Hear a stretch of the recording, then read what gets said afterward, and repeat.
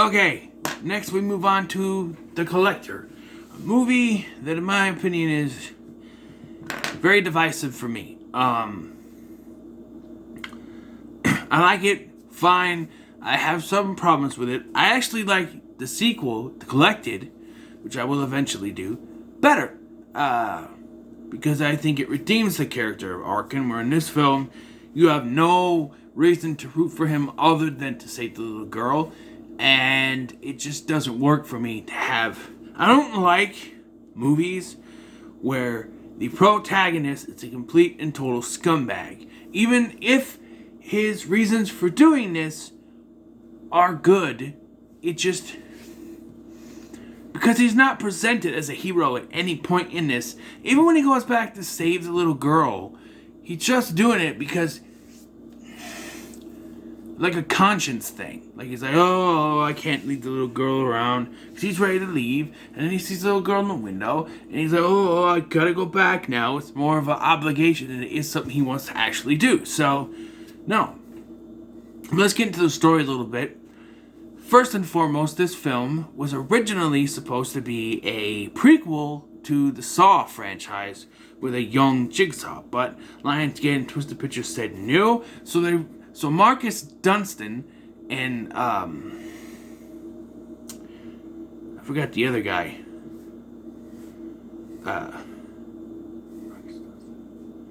And the other guy who were in charge of Saws 4, 5, and 6. They changed it into an entirely different vehicle, even though there are some torture traps in this that could be Saw-ish. And there is the torture porn aspect, which became part of the Saw series as it went along. But, yeah, so it's about a guy named Arkin who's scoping out this house for a jewel that is going to pay off his wife's debts. So that's his good reasoning. He's trying to help pay off his wife's debts. Why not get an honest job or something? I don't know, but it's the only way he can do it, I guess. And he's scoping out this house, and one night he knows that the people are going to be out of town, so he goes in to steal it, and he discovers there's someone else in the house, and he has the two adults of the house chained up, or, down in the basement, and he's got to do something to escape. Not save these people, because that would make too much fucking sense. No, he's got to find a way to escape. So he's in there, and he's talks to the husband, talks to the wife. He talks to the husband says, my wife's in the other room. After being quiet, and he goes, I don't know where Hannah is. That's the little girl daughter, the youngest daughter. And Jill, the older daughter, she's out with her boyfriend. She wasn't in here. So, the two adults they don't, I know it's in a situation they don't think, but they never ask why he's there. They just say, help us, help us. It's not until Jill comes back and she's like, why are you here? Why are you here? But that gets her into trouble, and we'll get to that later. But, so he searches around for the youngest daughter and can't find her because she's hiding somewhere. He assumes that she got out of the house. So the two parents are killed by the collector. And then, as Arkin's trying to leave, Jill shows up with her boyfriend, and they decide to have sex in the most unconventional position, where he's got her laying on this small-ass little kitchen counter thing, and she's laying with her head hanging off, or she's upside down a little bit, and he rips open his shirt, throwing buttons all over the place, and then opens up her bra. We see some titty, and then he's going, he's licking up some titty, if you know what I mean. And then she notices the collector, sort of, because he's turned on by this. Of course, he's a man, he's a human being. It's only human, right? And she sees him and she freaks out. And the boyfriend tries to get him, and this is probably my favorite kill of this, because he just falls on these traps. They're like bear traps. They go bear traps. It just kills him. And this is one of my problems, though. We see Arkin go in, and the house is normal. He goes in, he starts to,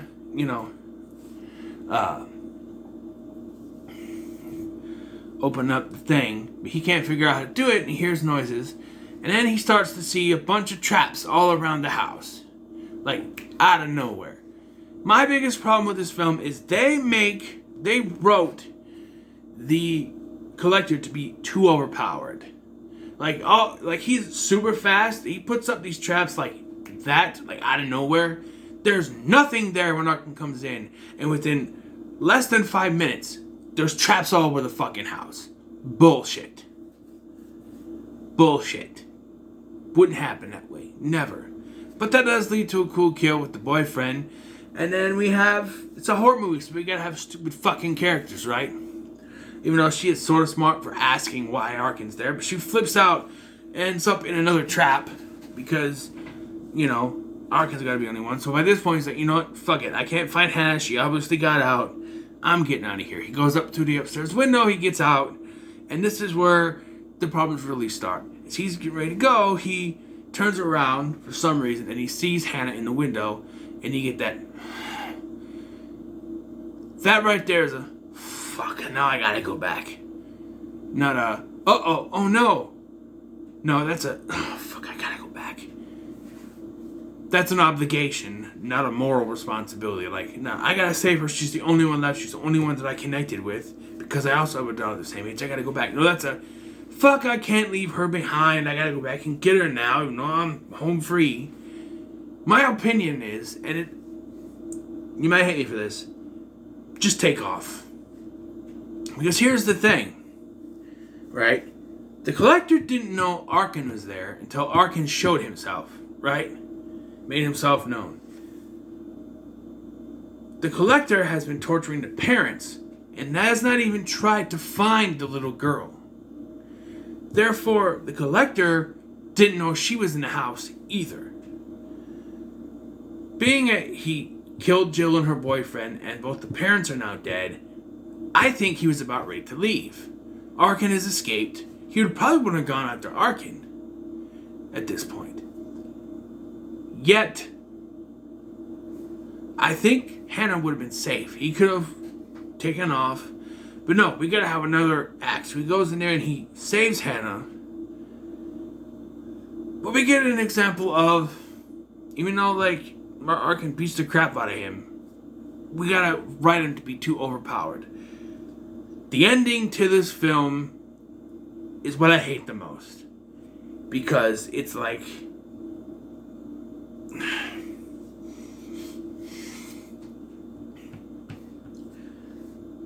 so what they did, most likely, is they realized, hey, we wrote this guy to be a piece of fucking shit. So we gotta have him go back and save the little girl. But that's not enough. We gotta make people try to sympathize with him more. Let's have the Collector show up and capture him. People be like, oh no, now we can't help his wife and pay their debts. And oh no. But it just pisses me off. Because he was so close to doing that. It's not clever. It's not making you root for him. It kind of does, but it's not. It makes me frustrated because the Collector, as far as we know, is a regular fucking human being. And like, he's not Michael Myers, he's not Jason Voorhees, he's not Freddy Krueger, he's not fucking Leatherface. He's a human fucking being. He's not some kind of dark specter or a evil, like, maniacal sorcerer, superpowered colossus. He's human. And you see that he's human. I'm not going to spoil it, but I like the ending to the collection better because it works better.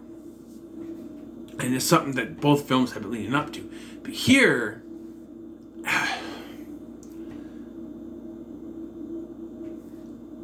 Arkin and Hannah escape, and Arkin sees what he thinks is the Collector coming from behind Hannah, but he's hallucinating, I guess, and it's actually a cop who puts her in a cop car. And then when Arkin is being loaded up into an ambulance, and he's gonna be taken away, and you think, okay, it's all over, he's done it. He even checks, he goes, what time is it? It's just before midnight, which is his deadline. He has the thing, He could make a call, tell him I have the jewel, whatever. Even though when he gets to the hospital, they're going to go through his clothes, I think.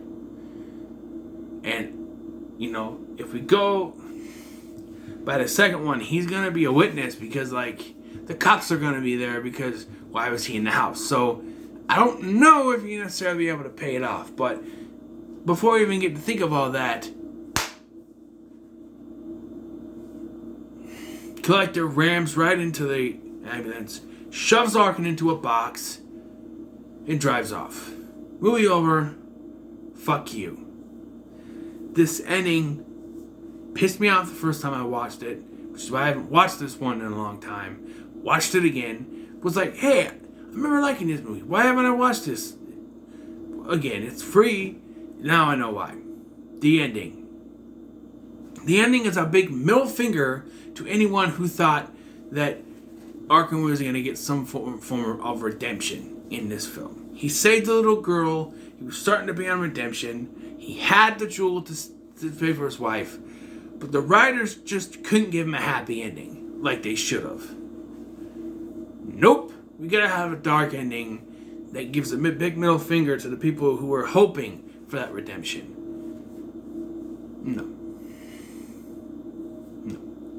It doesn't work for me, which is why The Collector sits firmly in the middle of the road.